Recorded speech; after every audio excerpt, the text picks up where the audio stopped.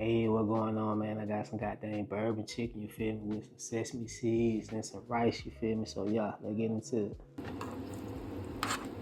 Yeah, man, let's see what this bourbon chicken here for.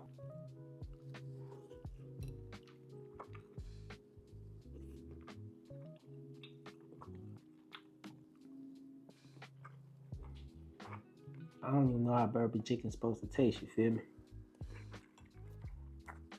I don't really eat it. Can't go wrong with the purple Kool-Aid.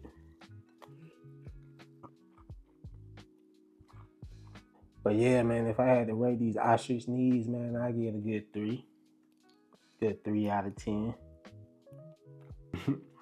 I'm just capping. Ain't no 3. It's good. It didn't cost that much to make. Because it's made at home. And you get a lot for your money. But yeah, it's pretty good. Sour gone, purple Kool-Aid. I don't know what flavor it is, but it's purple. If you know, you know.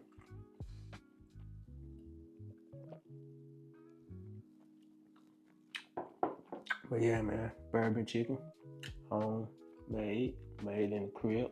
Can't go wrong with that. I'm out.